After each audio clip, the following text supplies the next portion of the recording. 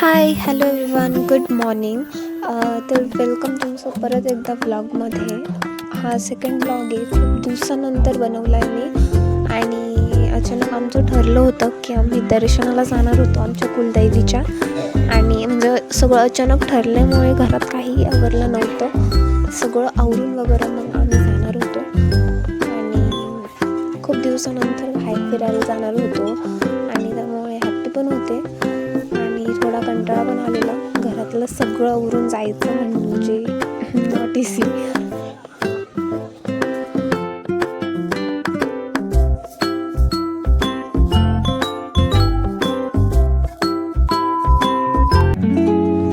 So finally सगळं आवरून मी आता किचनमध्ये आले. मम्मीने मला ऑर्डर दिलेली आहे की सगळ्यांसाठी चहा कर. ॲक्च्युली ती माझीच ड्युटी असते, पण आज घाई होती त्यामुळे मला खूप कंटाळा आलेला. त्यामुळे पण करावं तर लागतंच. सर्वांना सर्व देऊन आलेली आहे मी आता. त्यामुळे आता मी पटापट सगळं माझं आवरून तयार होती आहे. Till then bye.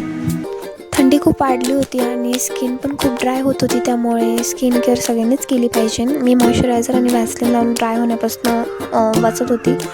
आणि हेअर वॉश केल्यानंतर मला खूप वेळ लागतो आवरायला. आणि इथं मी फायनली रेडी होऊन तयार आहे. तर मी कशी वाटते हे मला कमेंटमध्ये नक्की सांगा. आता आम्ही निघतो आहे फायनली. खूप वेळ झालेला आहे, उशीर पण झाला होता आणि पप्पा पण चिडचिड करत होते.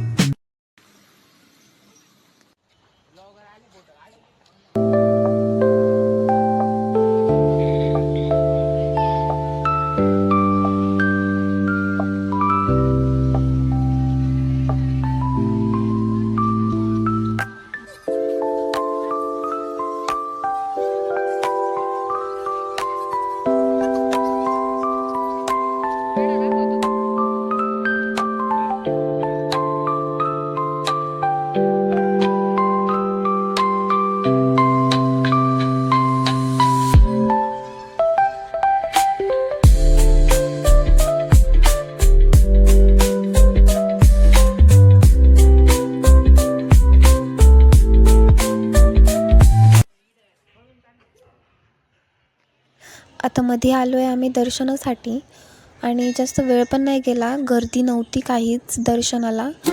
आणि शक्यतो खूपदा लाईन राहतात आणि लाईनमध्ये उभं राहून आम्हाला दर्शन घ्यावं लागतं.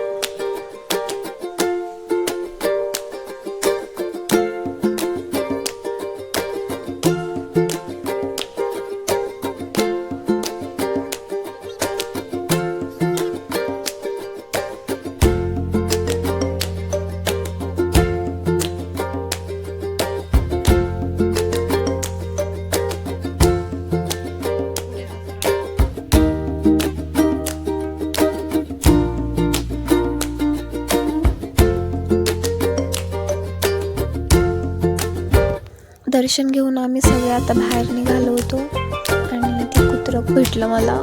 खूप क्यूट होतं.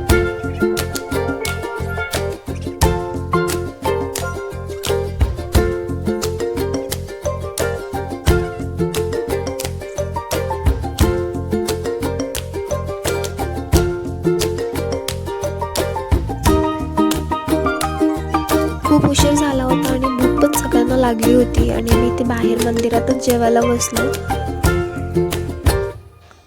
खूप सुंदर कॅट दिसली मला इथे. सर्व दर्शन वगैरे झालं. आता आम्ही घरी निघालो आहे. खूप उशीर झाला होता. वाव, कसला भारी सनसेट आहे.